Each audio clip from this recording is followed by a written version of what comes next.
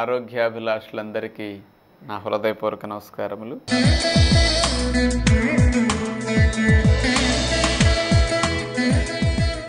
ఈరోజు మనం ఆహారమే ఔషధం ఎలా అనే విషయం తెలుసుకోబోతున్నాం. ఇంతకాలం పాటు మీకు ఏమన్నా సమస్యలు వస్తే ఆ సమస్యలకి బయట నుంచి మందులు, ఔషధాలని మింగితేనే జబ్బు తగ్గుతుందని తెలుసు. కొందరు హోమియోపతి మందులు వాడతారు, కొందరు ఆయుర్వేదం వాడతారు, కొందరు ఇంగ్లీష్ మందులు వాడచ్చు. ఇట్లా రకరకాలుగా జబ్బులు వచ్చినప్పుడు రకరకాలుగా మందులు వాడి వాటిని తగ్గించుకునే అనుభవం మీకుంది. కానీ ఎప్పుడూ కూడా మన ఆహారమే ఔషధంలాగా చేసుకుని అనారోగ్య సమస్యల్ని మనం తగ్గించుకునే ప్రయత్నం చేయటం లేదు. మరి మనకి food is medicine, food is health. ఆహారమే ఔషధం, ఆహారమే ఆరోగ్యం.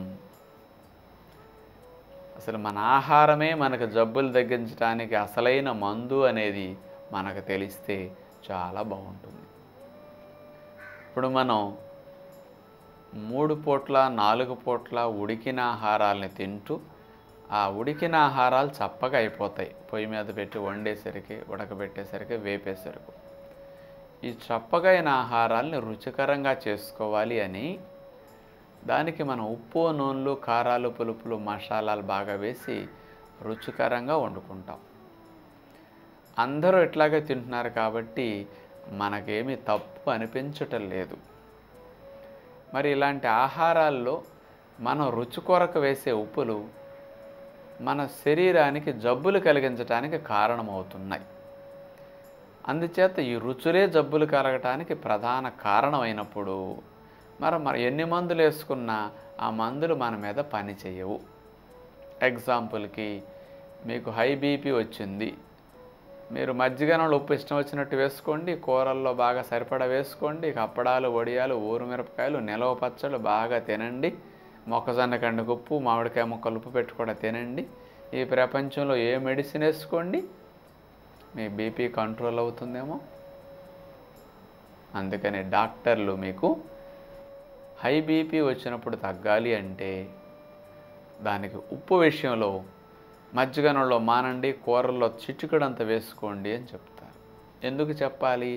ఆ బీపీ రావటానికి ప్రధానమైన కారణం ఈ రుచి కాబట్టి దాన్ని కంట్రోల్ చేయకుండా మెడిసిన్ మన మీద పనిచేయదు అని డాక్టర్లు చెప్పారు. అక్కడ కొలెస్ట్రాల్ అవి వచ్చినాయి, నూనె, నెయ్యి విషయాల్లో తగ్గించండి, మానండి అని చెప్పి మందు ఇచ్చారు.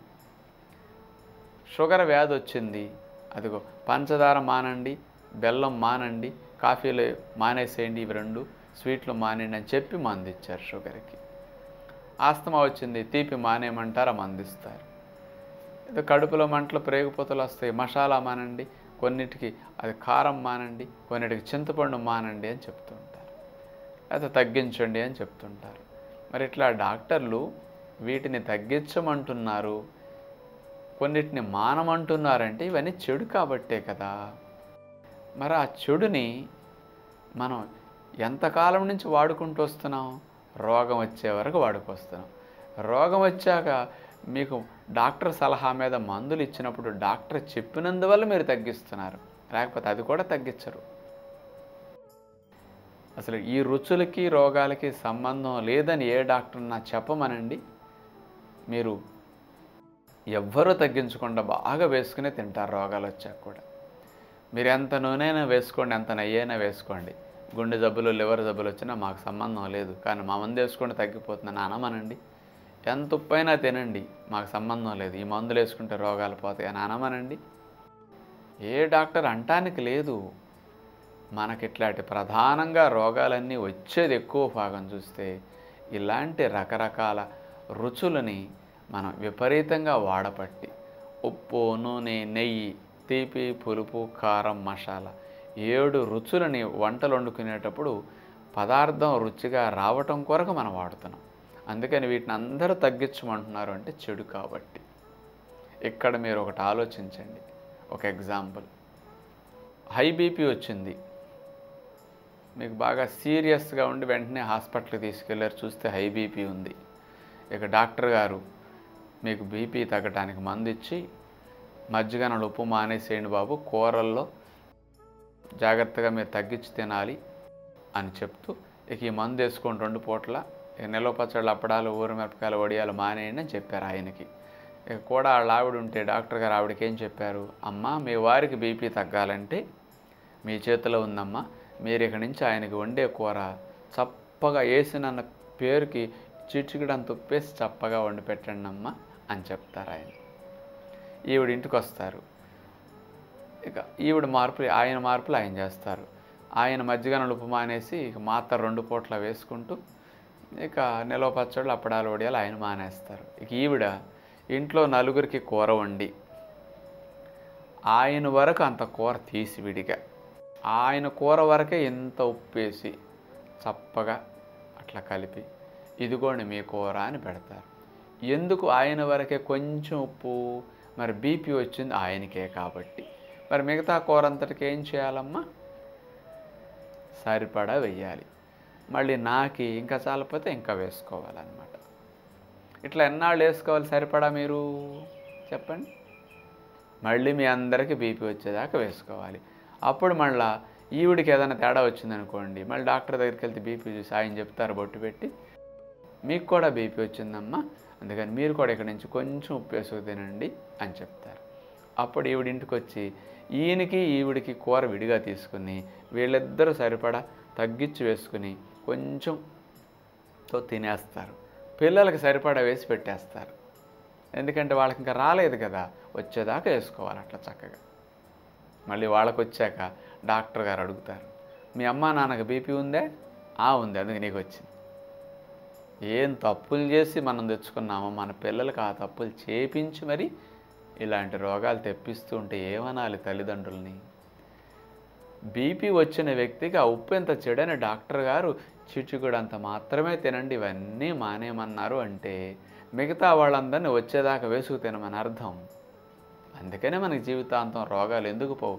ఒకసారి బీపీ వస్తే జీవితాంతం ఎందుకు ఉంటుంది అంటే జీవితాంతం మనం మారం కాబట్టి. 3 పూటలు ఉప్పేసి తింటాం, 3 పూటల మాత్ర వేసుకోవాలి. బ్రతికినన్నాళ్ళు తింటాం, బ్రతికినన్నాళ్ళు మాత్ర వేసుకోవాలి. అందుకనే మనకి ఇలాంటి స్థితి ఉంది కాబట్టి బ్రతికినన్నాళ్ళు మందు డాక్టర్ అవసరం. అందుకని మా ఫ్యామిలీ డాక్టర్, మా ఫ్యామిలీ హాస్పిటల్. వారంటారు మా పర్మనెంట్ పేషెంట్. చక్కగా ఈ రిలేషన్ బ్రతికినన్నాళ్ళు కొనసాగుతూ ఉంటుందన్నమాట. డాక్టర్ తప్పు కాదు, హాస్పిటల్ తప్పు కాదు, ఎప్పుడు కూడా మందు తప్పు కాదు. అవన్నీ మానవ కళ్యాణానికి వచ్చినవి. అందుకని అక్కడ డాక్టర్ని భగవంతుడితో సమానంగా పోల్చి గౌరవించడం జరుగుతుంది. అంతా అట్లాంటి పదాలు మన పెద్దలు పెట్టారు డాక్టర్కి. ఎందుకంటే ఆపదలో ఉన్న వ్యక్తిని ప్రాణం కాపాడేది, ఆ స్థితి కలిగించి కాస్త సుఖంగా మీరుండేట్టు చేసేది డాక్టర్. కానీ ఇవన్నీ మంచిదే, కానీ మన అలవాట్లు మంచిది కాదు. ఇక్కడ ఒకటి ఆలోచించండి. బీపీ వచ్చినప్పుడు ఉప్పును బాగా తింటే బీపీ పెరుగుతున్నది, ఉప్పును తగ్గించి తింటే కొంత బీపీ తగ్గుతున్నది. మరి బాగా తింటే బీపీ పెరిగి తగ్గించి తింటే కొంత బీపీ తగ్గినప్పుడు మరి మానేస్తే ఏమవ్వాలి ఒక్కసారి చెప్పండి? రోగ కారణం అదైనప్పుడు తగ్గించటం ఎందుకంటే మీరు తినలేరని తగ్గిస్తున్నారు. అంటే చెడుని కొంత తింటున్నాం కాబట్టి కొంతమంది రోజు వేయాల్సి వస్తుంది. మేమేమంటామంటే చెడుని అట్లా తినటం ఎందుకు, మందు వేసుకోవటం ఎందుకు? చెడుని తీసేయండి, మెడిసిన్ అవసరం లేకుండా రోగం తగ్గుతుందా లేదో ఆలోచించండి. అందుకని ఉప్పును మానేయటమే ఔషధంలాగా మీకు రోగం రాకుండా చేస్తుంది, రోగాన్ని సహజంగా తగ్గిస్తుంది అన్నమాట. రూట్ కాజ్ని తీసేయాలి. అందుకని ఫుడ్ ఈజ్ మెడిసిన్. మీరు మంచిగా సహజమైన ఆహారాలు, పళ్ళు, కూరగాయలు ఇట్లాంటివి ఎక్కువ తినండి, ఉప్పు నూనెలు ఉండవు. అసలు అలాంటి ఫుడ్డే మీకు మెడిసిన్ లాగా రోగాలు రాకుండా చేస్తుంది. మెడిసిన్ లాగా రోగం వచ్చిన వారికి సహజంగా తగ్గిస్తుంది అనమాట. ఇన్నాళ్ళు మీరు మందులకు అవకాశం ఇచ్చారు, మంచి ఆహారానికి అవకాశం ఇవ్వండి. ఎంత డబ్బు ఖర్చు తగ్గుతుంది, ఎన్ని బాధలు తగ్గుతాయి, ఎన్నిసార్లు హాస్పిటల్ చుట్టూ తిరగటం తగ్గుతుంది ఆలోచించండి.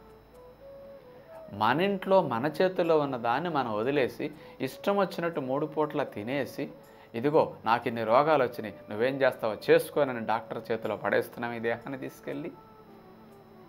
అది మనం చేసేది. అందుకని ఫుడ్ ఈజ్ మెడిసిన్. జంతువులన్నీ జీవితకాలం పాటు బీపీ, షుగర్, కొలెస్ట్రాల్, గుండె జబ్బులు లేకుండా, కీళ్ళ నొప్పులు, చర్మవ్యాధులు రాకుండా ఇట్లా ఉంటున్నాయంటే అవి తినే ఆహారమే జబ్బులు రాకుండా కాపాడే విధంగా మెడిసిన్ లాగా పనిచేస్తున్నది. మనం తినే ఆహారాలే రోగాల్ని పెంచి పోషించే విధంగా ఉంది. అందుకని మనం అలాంటి అలవాటులో ఉన్నాం. ఇప్పుడు ఇలాంటి అలవాటుకు మారితే బాగుంటుంది. అందుకని న్యాచురోపతి సైన్స్లో న్యాచురల్గా జబ్బులు తగ్గే సైన్స్ అదే నేచర్ క్యూర్ అంటే. మరి న్యాచురల్గా జబ్బులు తగ్గాలంటే మనం తినే దాంట్లో రోగాలను కలిగించే ఆహారాలు ఉంటే వాటిని తీసేయటమే రోగాలు తగ్గడానికి ఔషధంలాగా పనికొస్తాయి. అందుకని ఫుడ్ ఈజ్ మెడిసిన్. సమస్యలు ఉన్న వారికి ఫుడ్ ఈజ్ హెల్త్. ఏ సమస్యలు లేని వారు తింటే ఏ సమస్యలు రాకుండా ఉండటానికి రెండు ప్రక్కల పదునున్న కత్తి. అన్ని వైద్యశాస్త్రాలు, మందులు రోగం వచ్చిన వారికే పనికొస్తాయి. కానీ మంచి ఆహార నియమాలు, అలవాట్లు రోగం ఉన్నవారికి పనికొస్తాయి, రోగం లేని వారికి రాకుండా పనికొస్తాయి. అందుకని రెండు ప్రక్కల పదునున్న కత్తిలాగా ఉపయోగపడుతుంది అన్నమాట ఇట్లాంటి మంచి అలవాట్లు. అందుకని మనం ఇట్లా ఇక నుంచన్నా మన ఆహారమే ఔషధంలాగా భావించి భోజనం చేసే దగ్గర మనసుని దృష్టిలో పెట్టుకుని కాస్త నిగ్రహంతో నేను ఆరోగ్యానికి మంచి ఆహారం తింటున్నానని శుభభావంతో మీరు కనుక తినగలిగితే ఎన్నో మందులు మీకు తగ్గుతాయని తెలియచేస్తూ తదుపరి కార్యక్రమంలో మళ్ళా కలుసుకుందాం. అందరికీ సెలవు. నమస్కారం.